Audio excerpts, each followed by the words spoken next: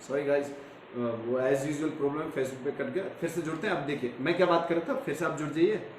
ये इंटरप्ट हो जाता है, कई बार कट हो जाता है, तो इसके बारे में बात कर रहे थे अपन, थोड़ा जल्दी से जुड़ जाइए।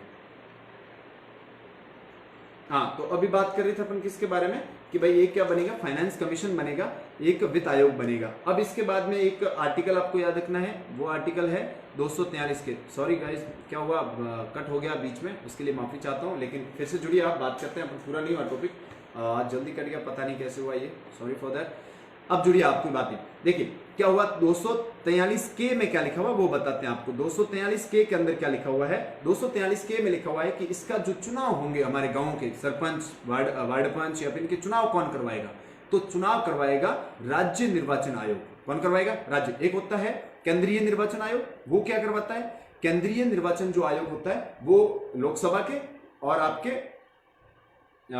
विधानसभा के चुनाव करवाता है। लेकिन इन गांवों के चुनाव कौन करवाएगा, तो गांवों के चुनाव करवाते हैं, जय भीम नमो बुद्धाय, जय भीम। अब देखिए आप, इसमें क्या होगा कि इसके चुनाव करवाएगा राज्य चुनाव आयोग। अभी राज्य चुनाव आयोग की इसको जो नियुक्त किया जाएगा, जो मुख्य व्यक्ति होगा, जो मुख्य होगा राज्य चुनाव आयुक्त होगा, उसकी नियुक्ति की जाएगी किसके द्वारा, भारत के राष्ट्रपति के द्वारा की जाएगी। और ये यहाँ पे क्या करवाएंगे, राज्य निर्वाचन आयोग चुनाव कराता है। ध्यान रखना, सवाल पूछेंगे आपको एग्जाम में और घुमा के पूछेगा कि जो स्थानीय स्वशासन इनके चुनाव कौन करवाता है, राष्ट्रीय चुनाव आयोग या राज्य चुनाव आयोग। आपको ध्यान रखना, राज्य निर्वाचन आयोग होता है वो क्या करवाता है, इसके चुनाव करवाता है। 243 के अंदर ये चीज लिखी हुई है। ये सारे मैंने आपको एक एक करके क्या बताए, आर्टिकल्स बताए। 243 से लेके कहां तक है, 243 ओ तक है। Thank you for support. जल्दी से आप आगे भी शेयर कर दीजिए ताकि हम ये बात पहुंचे और भी। चलिए अब फिर देखते हैं आपको फिर क्या हुआ, ये लागू हो गई ये चीजें भारत के अंदर। और एक एक्ट और आया, पेसा एक्ट कहते हैं, PESA, PESA act full form होता है panchayat extension for special areas. If you want to my service I always read for. Thank you JD sir, आपका धन्यवाद है, आपने हमें सपोर्ट किया। आप जैसे लोगों की वजह से मैं मोटिवेटेड होता हूँ और यहाँ तक पहुंच पाता हूँ और शायद इतना बोल पाता हूँ। Thank you for your support and help. अब देखिए आप, इसमें बात करते हैं, इसमें क्या होता है, कुछ हमारे एरियाज ऐसे होते हैं जैसे बहुत पिछड़े होते हैं, आदिवासी क्षेत्र होते हैं, वो लोग नहीं चाहते कि ऐसे नई चीजें इंप्लीमेंटेड हो, वहां पे पंचायत वगैरह आए। उसके लिए एक नया एक्ट बनाया जाता है, पेसा एक्ट। अनुसूची, भारतीय संविधान की एक अनुसूची है 5, उस अनुसूची में जो राज्य आते हैं उनमें ये लागू नहीं होगा। लेकिन अगर सरकार चाहती है तो क्या कर सकती है, इस विधेयक को, इस कानून को अमेंड कर करके, इस कानून को संशोधित करके वहां पे क्या कर सकती है, लागू कर सकती है, और वो वहां पे लागू हो सकता है। उसको हम पेसा एक्ट कहते हैं। कब आया, 1996 में ये पेसा एक्ट आया था। तो ये आप बात करते हैं। चलिए अब बात आती है कि ये हमारे राजस्थान में कैसे लागू हुआ। देखो मैंने एक डेट बताई आपको, 24 अप्रैल 1993 भारत के अंदर 73वां संविधान संशोधन आया और स्थानीय स्वशासन की क्या हो गई, स्थापना। अब राज्य में आएगा तब तक उसको क्या लगेगा, टाइम लगेगा इस चीज को आने में, राज्य तक पहुंचने में। इस टाइम के बारे में बताते हैं आपको। ये राजस्थान में लागू हुआ है 23 अप्रैल 1994 को, ठीक 1 साल बाद, 1 साल से 1 दिन कम, ठीक है, 24 को वहां पे होता, 23 अप्रैल 1994 को राजस्थान में क्या होता है, ये लागू होता है। कुछ एक्ट थे, जैसे राजस्थान पंचायती राज एक्ट था 1959, उसमें थोड़ा बदलाव किया गया और बहुत सारे एक्ट में बदलाव करके इसको लागू किया गया। क्या किया गया, इसके अंदर राजस्थान में क्या बनाई गई, ग्राम सभा बनाई गई। ग्राम सभा मैंने बता दी डेफिनेशन आपको, राज्य जो गांव के जो मतदाता होते हैं उनसे मिलकर के इसका निर्माण होता है। अब ग्राम सभा की बैठक होना अनिवार्य कर दिया गया राजस्थान में। एक होती है वार्ड सभा और एक होती है ग्राम सभा। वार्ड सभा होती है वार्ड पंच जो हमारे होते हैं उनसे मिलकर के बनी हुई, उसको हम क्या कहते हैं, वार्ड सभा कहते हैं। ग्राम सभा गांव के मतदाताओं से मिलकर, इसकी मीटिंग हमारे राजस्थान में जो व्यवस्था वो मैं बताता हूं, बाकी अलग अलग राज्यों में अलग अलग है। राजस्थान में 1 साल में 4 बार इसकी बैठक होनी जरूरी है और वो आपको अवेयर होना चाहिए। आप में से ज्यादातर जो मुझे लाइव देख रहे हैं सभी आप ग्राम सभा के सदस्य हो, क्योंकि आपका वोट लगता है स्टूडेंट्स को छोड़ करके। तो आपको ध्यान रखना है कि इनकी बैठक जब होती है तो आपको जरूर भाग लेना चाहिए, अपना मुद्दा, अपनी बात रखनी चाहिए, अपने गांव के विकास की, अपने राजस्व गांव के विकास की बात को रखना चाहिए। तो वो मैं बताता हूं आपको कि 4 टाइम बैठक होगी। वो 4 तारीख है आपकी, 26 जनवरी गणतंत्र दिवस को होगी, 1 मई मजदूर दिवस मनाया जाता है, मजदूर दिवस के दिन पे ये होती है, 15 अगस्त हमारा स्वतंत्रता दिवस, 2 अक्टूबर यानी जिस दिन हमारी गांधी जयंती। आसानी से याद रख सकते हो अगर आप इन दिवस को याद रखोगे तो आपको याद, 26 जनवरी को गणतंत्र दिवस, 1 मई को मजदूर दिवस, 15 अगस्त को स्वतंत्रता दिवस, 2 अक्टूबर को गांधी जयंती और सरदार शास्त्री जयंती। उस दिन ये मीटिंग होना जरूरी। किसकी, ग्राम सभा की। ग्राम पंचायत की बात नहीं कर रहा हूं, ग्राम पंचायत की नहीं, ग्राम पंचायत के 1 महीने में 2 बैठक, ठीक है। ग्राम सभा की कितनी, 12 महीनों में 4 बैठक होना जरूरी है, इस वजह से आपको ध्यान रखना है। इसके अलावा कोरम क्या होगा, कितने लोग आएंगे तब, जितने ग्राम सभा में सदस्य हैं उसका 1 जो 1/10 हिस्सा होना जरूरी है, तब जाके बैठक क्या हो सकती है, शुरू हो सकती है। जैसे 100 लोग हैं, 100 लोगों की ग्राम सभा है मान लो, तो 10 लोग होंगे तब मीटिंग क्या की जा सकती है, शुरू की जा, उसको हम quorum कहते हैं, गणपूर्ति कहते हैं, यानी कितने लोग होने पे हम क्या कर सकते हैं, मीटिंग शुरू करते हैं, उसको कहते हैं। अब आपको यहाँ पे ध्यान रखना है कि ये तो मीटिंग थी ग्राम सभा की। अब ग्राम पंचायत की मीटिंग कितनी होगी, महीने में 2 बार। महीने में कितनी बार, 15-15 दिन पे होनी जरूरी है। तो आप ध्यान रखिए, आपके गांव में लॉकडाउन चल रहा है अभी, तो आपको ऐसा नहीं करना है कुछ, लेकिन फिर भी जब नॉर्मल डेज होते हैं तब आपको पता होना चाहिए कि जो आपकी ग्राम पंचायत है उसके महीने में 2 मीटिंग होनी चाहिए। सरपंच, वीडियो, जो अभी आप जिसको आप इतने दिन ग्राम सेवक कहते थे, अब उसको ग्राम सेवक नहीं कहते हैं, अभी चेंज हो गया, उसको वीडीओ कहते हैं, विलेज डेवलपमेंट ऑफिसर। एक बीडीओ होता है, ब्लॉक डेवलपमेंट ऑफिसर, एक होता है वीडियो। अब इनको वीडियोस कहना शुरू कर दिया है,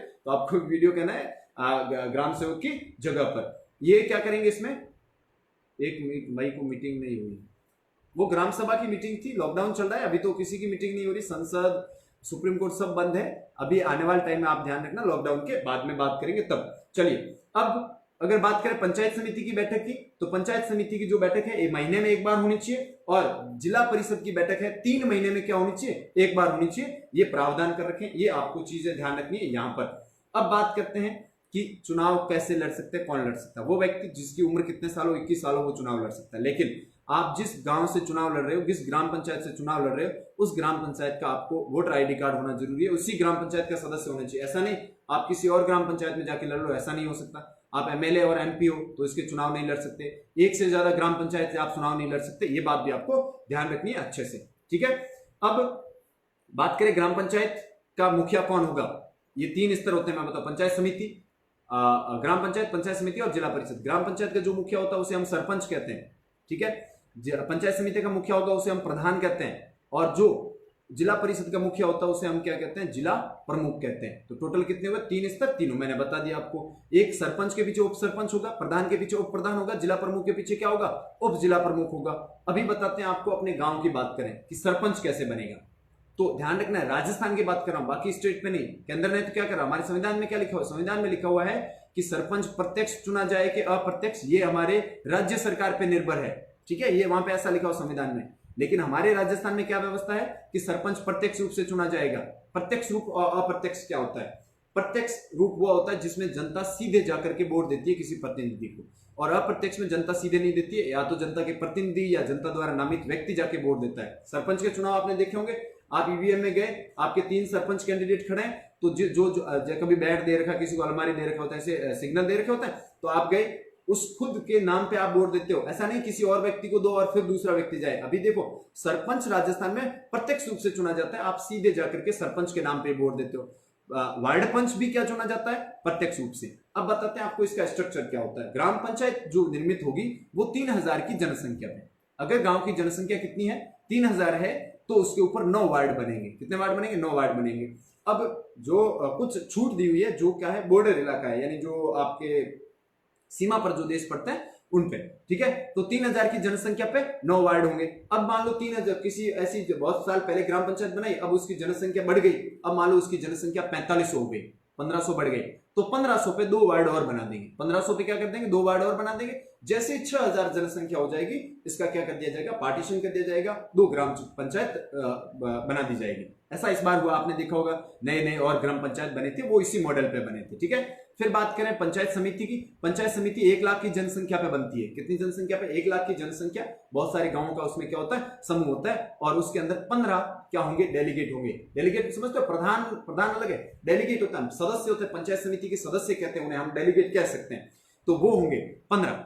अब मान लो उनकी जनसंख्या क्या बढ़ गई, ज्यादा बढ़ गई, तो क्या किया जाएगा, 15000 की जनसंख्या पर, कितने हजार की जनसंख्या पे, 15000 की जनसंख्या पे 2 लोग और बढ़ाए जा सकते हैं। और जब 2 जनसंख्या बढ़ जाएगी, तो 2 लाख जब जनसंख्या हो जाएगी, तो नई क्या कर देंगे, पंचायत समिति बना दीजिए। इस बार ऐसा भी हुआ। इसके बाद जिला परिषद की बात करें तो 4 लाख की जनसंख्या पे एक जिला परिषद बनेगी, और उसके अंदर क्या होगा, अगर 17 सदस्य होंगे, यानी जिनको हम पार्षद कहते हैं, और 17 सदस्य होंगे, और उसके बाद अगर जनसंख्या बढ़ती है तो 2 और बढ़ाए जा सकते हैं 1 लाख पर, ठीक है। ये व्यवस्था है इसके अंदर, और इसी के अनुसार क्या होते हैं, बदलाव होते रहते हैं। ये मैंने बात की आपको। अब मुखिया के बताते हैं, गांव का मुखिया सरपंच, पंचायत समिति का मुखिया प्रधान, और उसका जिला प्रमुख। सरपंच प्रत्यक्ष रूप से चुना जाएगा, और वार्ड पंच भी प्रत्यक्ष रूप से बने जाएंगे। लेकिन उप सरपंच की बात करें, उप सरपंच वार्ड पंच में से किसी एक को बनाया जाएगा। तो अभी आपने अपने गांव में ये सिस्टम देखा होगा, सरपंच को आपने वोट दिया, वार्ड पंच को वोट दिया, लेकिन उप सरपंच को आपने वोट नहीं दिया, क्योंकि उप सरपंच जो है वो अप्रत्यक्ष रूप से वार्ड पंचों में से ही किसी एक को बहुमत के आधार पर क्या किया जाएगा,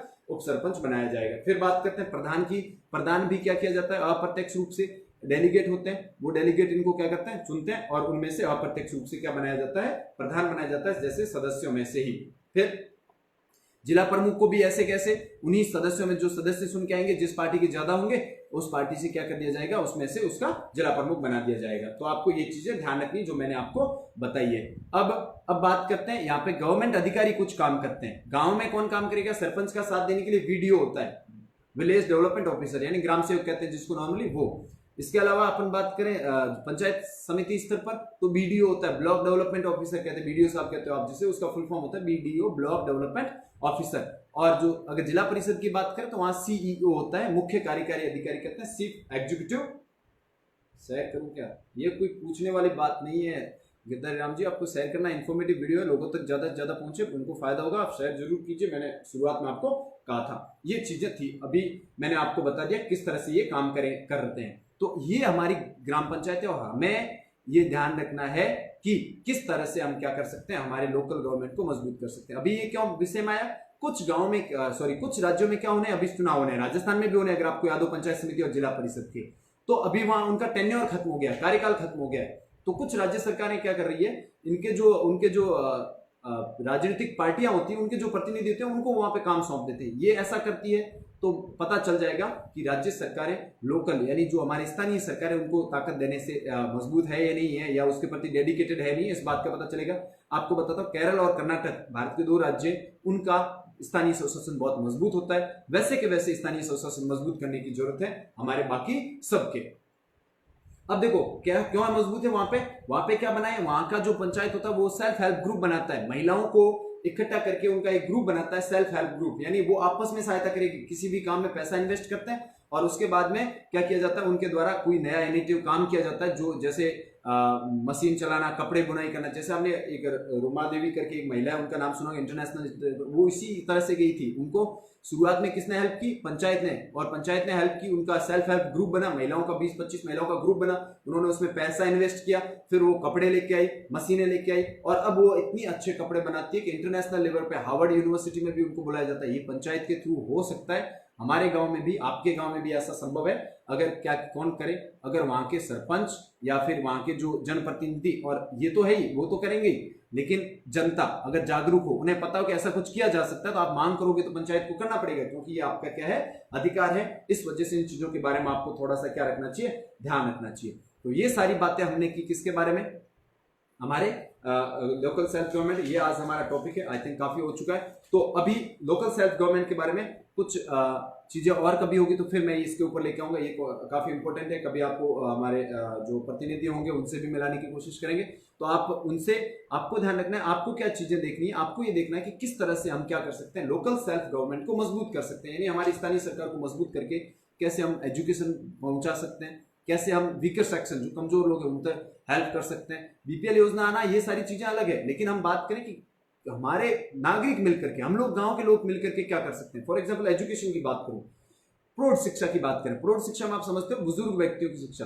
अभी मैं आपको लाइव आता हूं तो यहाँ बहुत से लोग देखते हैं जो पढ़ते नहीं है, खेती करते हैं, कुछ और काम करते हैं, तो क्या उनको एजुकेशन की जरूरत नहीं है? क्या होता है, क्या हमने क्या किया, सिर्फ एजुकेशन को एक फॉर्मेलिटी बना दिया कि जहाँ पे स्कूल में पढ़ो, कॉलेज में पढ़ो, उसके बाद पढ़ाई खत्म, फालतू की चीजों को नहीं सुनना चाहिए। गलत तरीका है, ऐसा नहीं है। मनुष्य लाइफ के अंत तक एक्सपीरियंस से सीख सकता है। इस वजह से हमें ऐसा माहौल क्रिएट करना चाहिए हमारे गांव में कि जिससे क्या हो सके, एक बुजुर्ग व्यक्ति भी सीख सके, उसको पता हो कि भाई बीपीएल में क्या होता है, बैंक जाए तो वो क्या कर, उसे क्या जरूरत है, पंचायत ग्राम पंचायत में जाए तो वो क्या क्या कर सकता है, उसके क्या अधिकार है, किन अधिकारों की मांग करने, नहीं तो क्या करना, अफसरों के आगे हाथ जोड़ना, ये सारी चीजें करनी पड़ती है, डरे डरे से रहते हैं लोग। वो चीजों से बाहर आना है हमारे गाँव के लोगों को, ताकि वो क्या कर सके, अपने अधिकारों की मांग कर सके। अब प्रौढ़ शिक्षा होगी तो लोग ये नशा, मृत्युभोज, बाल विवाह, इन सबसे छूट जाएंगे। क्योंकि लोगों को अभी क्या करते हैं, हम बुजुर्ग लोगों के साथ कम्युनिकेशन नहीं करते हैं, उनसे बातचीत नहीं करते हैं, उनको हमने क्या किया, जो हमारा जो पीढ़ी है, यानी जो न्यू जनरेशन है, वो अलग तरीके से चलती है, बुजुर्ग अलग रास्ते पे चल रहे हैं, दोनों दूर दूर चल रहे हैं,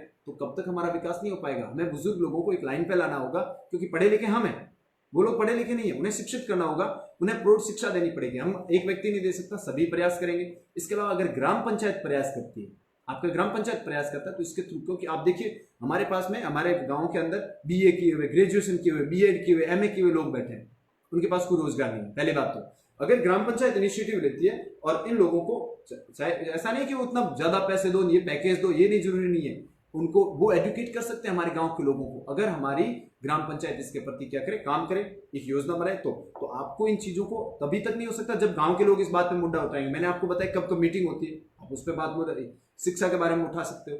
ग्राम पंचायत की तरफ मैंने केरल वाले मैंने मॉडल को देखा, यूट्यूब पे देखा था, उसमें क्या हो रहा है, वो गांव के जो स्थानीय प्रशासन है, वो जो पंचायत है, वो बच्चों को पढ़ा रही है ऑनलाइन। हमारे यहाँ ऐसा नहीं होता है, तो ऐसा होना चाहिए, समाज में सुधार होने चाहिए, पंचायत को इस तरफ काम करना चाहिए, ताकि लॉकडाउन जैसे काम, हम क्या होगा, स्कूल का कोई भरोसा नहीं कब खुले, लेकिन हम क्या कर सकते हैं, इसके थ्रू अपने बच्चों को, बुजुर्गों को क्या कर सकते हैं, शिक्षित कर सकते हैं और विकसित गांव, अच्छा गांव बना सकते हैं, अच्छे लोगों को शिक्षित कर सकते हैं। तो ये इसीलिए मैं ये वीडियो लेके आया आपके लिए कि भाई ये चीजें आपके अधिकार में है, आप ऐसा कर सकते हैं। हमारे ग्राम पंचायत के सरपंच कर सकते हैं, अगर आप मांग करते हो तो कौन ऐसा है जो नहीं करेगा, बहुत से लोग ऐसे होते हैं जो इसके इनिशिएटिव में क्या हो जाएंगे, आपके साथ में जुड़ जाएंगे। चलिए अब अपन को थोड़ा सा मैं सूचना दे देता हूँ, ये बात अपनी यही खत्म होती है कि हमारी क्लासेस कैसे होगी। ये जो आज वीडियो दिया, आज आपको पता है फ्राइडे है, सैटरडे संडे, तो हमारा 7 दिनों का मैं आपको थोड़ा सा शेड्यूल बता दूं किस तरह से क्लासेस रहेगी। अगर संडे की बात करता हूँ तो Sunday is a fun day, यानी उस दिन आपको इंटरटेनमेंट से संबंधित चीजें लेके आऊंगा, यानी सिनेमा, मूवीज, किताबों, बुक्स, नई बुक्स आई उनके बारे में, न्यूज़पेपर्स, मैगजीन्स, उनके बारे में अपन क्या करेंगे, उसके अंदर बात करेंगे, नई नई चीजों के बारे में जानेंगे, नई बुक आई उसके बारे में बताऊंगा, पुरानी किताबें उनके बारे में, ताकि आप कैसे पढ़ सकते हो। सिनेमा, जो अच्छी अच्छी डॉक्यूमेंट्रीज है, ऐसा नहीं है कि सिनेमा नहीं देखना चाहिए, देखना चाहिए, वो हमें ज्ञान देता है। हमें देखो, हम अपने जीवन में क्या कर सकते हैं, एक जीवन में हम बहुत कम एक्सपीरियंस खुद से जी सकते हैं, तो मूवीज जो होती है या फिर डॉक्यूमेंट्रीज होती है, वो हमें बहुत सारे जीवनों के, दूसरों के अनुभवों को हम उसके माध्यम से क्या कर सकते हैं, ग्रहण कर सकते हैं। इस वजह से उनके बारे में अपने जो संडे को क्लास लगेगी उसमें मैं ये ऐसी अच्छी अच्छी डॉक्यूमेंट्रीज के बारे में बताऊंगा, अच्छी बुक्स के बारे में आपको उसके बारे में जानकारी दूंगा, अच्छे न्यूज़पेपर कौन कौन से उन्हें पढ़ना चाहिए आपको उसके बारे में जानकारी दूंगा, और बहुत सारी चीजें आपको संडे के दिन फंडे मिलेगा। और इसके अलावा 7 दिन का रिविजन होगा, कब, संडे के दिन, ठीक है। 7 दिन जो हम पढ़ेंगे उसका रिविजन संडे को करेंगे। मंडे को भारत हमारा भारत करके एक हमारी क्लास लगेगी, उसमें क्या होगा, हम लोग भारत के बारे में जानेंगे, भारत के भूगोल के बारे में, भारत के इतिहास के बारे में, उसके सांस्कृतिक विकास के बारे में, उसके सामाजिक आर्थिक जीवन के बारे में, राजनीतिक जीवन के बारे में, सारा भारत को। और हुआ तो मैं प्रत्येक दिन आपको एक राज्य के, सोमवार को राज्य पे घुमाने ले जाऊंगा, यानी मतलब है हम किसी एक राज्य पे जाएंगे, उसके बारे में देखें कि उस राज्य में क्या क्या नई चीजें, किस तरह से हम क्या कर सकते हैं, उसका बारे में जान सकते हैं, ठीक है। उसके बाद तीसरा जो हमारा ट्यूसडे आएगा, ट्यूसडे यानी मंगलवार को हम किसकी क्लास लेके आऊंगा, मैं इंग्लिश की क्लास लेके आऊंगा, वोकाबुलरी के बारे में, यानी इंग्लिश की शब्दावली जो अभी अभी अखबारों में आई है, जो न्यूज में, उसके बारे में बताएंगे आपको। इसके अलावा फ्रेजल वर्ब्स होते हैं अंग्रेजी में, उसके बारे में बात करेंगे, आप कैसे इंग्लिश लैंग्वेज में लिख सकते हो, सोशल मीडिया पे आप कैसे लिख सकते हो, कैसे आप जवाब दे सकते हो। कुछ मैं आपको एप्स भी बताऊंगा जहां से आप इंग्लिश अपनी इंप्रूव कर सकते हो, खासकर स्टूडेंट्स मेरे को कई बार सवाल पूछते हैं क्या हो, can I improve my English, so आपको मैं वो चीजें बताऊंगा ट्यूसडे के दिन, कैसे आप कर सकते हो और हम कैसे आप इंग्लिश में, क्योंकि मैं चाहता हूं कि मेरे गांव का प्रत्येक बच्चा अंग्रेजी में बात करे, अंग्रेजी को समझे, अंग्रेजी को लिखे। I want this and I hope it will be completed one day, एक दिन ये चीज मेरी पूरी होगी, तो आपका सपोर्ट चाहिए उसके अंदर। फिर अपन बात करते हैं वेडनेसडे को, यानी जो हमारा बुधवार होगा उस दिन क्या होगा। बुधवार को हम बात करेंगे उसके राजस्थान के बारे में, यानी हमारे राजस्थान की संस्कृति, लोक कला, लोक देवता, लोक संगीत, लोक नृत्य और लोक चीजें, जो हमारी स्थानीय चीजें हैं, हमारा ग्रामीण जीवन कैसा है, उसमें हम कैसे जुड़े रह सकते हैं, जो हमारे बुजुर्ग लोग हमें सलाह देते हैं क्या वो सही है नहीं है, किस तरह से बुजुर्ग लोगों की सलाह को स्वीकार करें, किस तरह से वो हम साइंटिफिक तरीके से वो उनके जो मेथड बताए वो साइंटिफिक। ये उदाहरण बताना चाहता हूँ आपको कि हम ग्रामीण लोगों को क्या करते हैं, नॉर्मली इग्नोर कर देते हैं। जैसे हम क्या करते हैं, हमारे घरों में जो गोबर की खाद होती है उसको खेत में नहीं फेंकते हैं, यूरिया वगैरह लेके आते हैं लोग, ठीक है। अब मैं आपको बताता हूँ, बड़ी बड़ी साइंटिफिक स्टडीज हुई है, उनमें कहा गया यूरिया जमीन के लिए खराब है, यूरिया जमीन को क्या कर देती है, अनउर्वरक कर देती है, यानी अनउपजाऊ कर देती है, उसके बजाय जैविक खाद का प्रयोग किया जाए। अब हमारे लोग क्या कर रहे हैं, यूरिया लाके डाल रहे हैं, ये गलत हो रहा है, ऐसा नहीं करना चाहिए, हमें जैविक खाद का प्रयोग करना चाहिए। उसके बारे में बात करेंगे जब हम ग्रामीण जीवन के ऊपर आएंगे, ये अपना रहेगा कब, मैंने बताया बुधवार को। अगर थर्सडे की बात करें तो हिस्ट्री में जाएंगे अपन, इतिहास के बारे में जानेंगे, एनेसेंट वैदिक भारत क्या था, वेद क्या थे, हमारे उपनिषद क्या थे, पुराण क्या थे, हमारे महाकाव्य कौन कौन से हैं, बहुत सारी चीजों के बारे में अच्छे से हम वहां पे, कब गुरुवार को लगेगा हिस्ट्री का क्लास, ठीक है, उसमें हिस्ट्री के बारे में बात करेंगे। फिर अपन बात करें शुक्रवार को हमारा पॉलिटिक्स आता है, यानी राजनीतिक विज्ञान, जो उसके बारे में हमारी सरकारें कैसे बनती है, हमारा सुप्रीम कोर्ट, हाई कोर्ट्स वगैरह ये कैसे काम करते हैं, सरकारों के क्या अधिकार है। जैसे आज हमारे देखिए अब इसी पे टॉपिक है, हमारी शुक्रवार पे क्या चल रही है, बात चल रही है। फिर मैं शनिवार को क्या लेके आऊंगा आपके लिए, शनिवार को आएगा आपका करंट अफेयर्स। जो हमारा करंट अफेयर्स जो पीछे छूट गया था वो मैं कब लेके आऊंगा आपका शनिवार को। 7 दिनों का एक साथ ही करंट अफेयर्स बता दो। करंट अफेयर का मतलब क्या होता है कि अभी अभी कौन कौन सी घटनाएं हुई उसको हम करंट अफेयर कहते हैं। तो उसके बारे में बात करेंगे, समसामयिकी के बारे में कब, शनिवार को। और इसके अलावा अंतरिक्ष के बारे में थोड़ा बात करेंगे। इसके अलावा आप सोशल मीडिया को कैसे अच्छे से यूज कर सकते हैं, ये हम करंट अफेयर्स में बात करेंगे। क्योंकि अभी आपने देखा होगा बहुत से हमारे जो स्टूडेंट्स होते हैं वो रिलीजियस जो ग्रुप होते हैं या फिर जो जातिवाद के नाम पे जो ग्रुप बन रखे हैं, या बहुत सारे ऐसे हिंसा फैलाने वाले या दिमाग खराब करने वाले जो ग्रुप होते हैं, उनको कैसे आप बच सकते हो, कैसे अच्छे प्लेटफॉर्म से कहां से आपको एक एजुकेशन प्राप्त हो सकती है, कैसे आप सोशल मीडिया का यूज करके एक अच्छे स्टूडेंट्स बन सकते हो, अच्छी अपनी एग्जाम की प्रिपरेशन कर सकते हो और अपना जीवन सुधार सकते हो। आर्टिकल्स वगैरह के बारे में हम बात करेंगे। तो ये शनिवार की अपनी क्लास लगेगी। ये 7 दिन का शेड्यूल मैंने बताया, इस तरह से आप प्रिपेयर रहिए। रोजाना रात 8 बजे आप मेरे साथ जुड़िए और ये सारी चीजें हम आपको अच्छे से एक्सप्लेन करेंगे। आई होप आज यू एंजॉयड इट। आज का जो हमारा कार्यक्रम था इसको आपने अच्छे से एंजॉय किया। ग्राम पंचायत के बारे में जो मैंने आपको सूचना दी वो आपके लिए बहुत हेल्पफुल होने वाली है। आगे भी इससे जुड़े हुए रिलेटेड केस है। तो कल फिर मिलते हैं। कल अपन करंट अफेयर्स की क्लास होगी, उसमें फाइनेंस मिनिस्टर ने आपके लिए क्या क्या घोषणाएं की है, वित्त मंत्री ने। आपको पता है वित्त मंत्री हमारे निर्मला सीतारमण है। अंग्रेजी में बोलते हैं ज्यादातर। आपने प्रेस कॉन्फ्रेंस अगर देखा हो तो अंग्रेजी में बोलते हैं। आपने न्यूज चैनल से उसका हिंदी ट्रांसलेशन सुन लिया होगा, लेकिन मैं आपको बहुत ही आसान भाषा में उनके द्वारा जो घोषणाएं की गई है, जो 20 लाख करोड़ का जो पैकेज है किस तरह से डिस्ट्रीब्यूट होगा पूरे देश में, कल भी उन्होंने की थी, आज भी उन्होंने 4 बजे आए थे। वो सारी चीजें मैं कल आपको अच्छे से डिटेल के अंदर क्या क्या उनकी घोषणा है वो हम कल बात करेंगे। तो आप जुड़े रहिए। समाज को शिक्षित करने में, लोगों को शिक्षित करने में आप मेरा साथ दीजिए। तो एक दिन हम जरूर एक शिक्षित सोसाइटी खड़ी करेंगे, ताकि ऐसा नहीं सिर्फ स्टूडेंट या सिर्फ पढ़ने वाले लोग, ऐसे लोग जो घर पे काम करते हैं, गृहिणी हैं या फिर घर पे काम करने वाले किसान हैं, वो किसान है तो वो अपने सेक्टर का कैसे जान सकता है।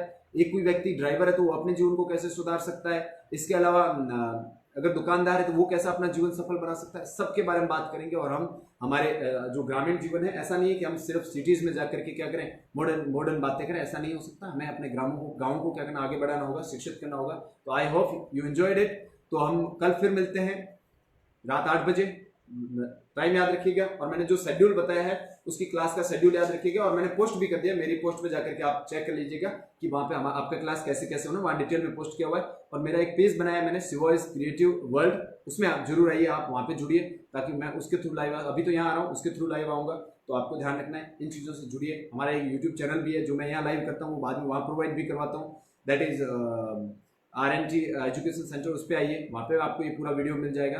तो आपने मुझे देखा, आपने मुझे सुना, अपना टाइम दिया, उसके लिए बहुत बहुत धन्यवाद। आगे भी ऐसे जुड़े रहिए और आपको मैं वादा करता हूँ कि मैं एक आपको ऐसी सूचनाएं दूंगा, ऐसी शिक्षा जानकारी दूंगा जो आपके जीवन में बहुत क्या होने वाली है। क्योंकि ऐसी जानकारियाँ पाने के लिए बड़ी बड़ी फीसें भरनी पड़ती है। आपको फ्री ऑफ कॉस्ट मिल रहा है। आपको करना क्या है, बस रात 8 बजे आपको मुझसे लाइव जुड़ना है। क्योंकि ये जानकारी आप जानते हो जिंदगी गुजर जाती है। ये जानकारी प्राप्त करने के लिए पहली से 12वीं, फिर BA करो, फिर MA करो, ये चीजें प्राप्त करने में आपकी आधी जिंदगी गुजर जाती है। और यहाँ पे आपको मैं फ्री ऑफ कॉस्ट, लेकिन आपको मेरा सपोर्ट करना है, ताकि आप हम क्या कर सकते हैं, समाज को शिक्षित करें। आप इसके सहयोगी बनिए। आपका बहुत बहुत धन्यवाद रहेगा। तो अब चलते हैं, रैप अप करते हैं। Goodbye, stay home, stay safe.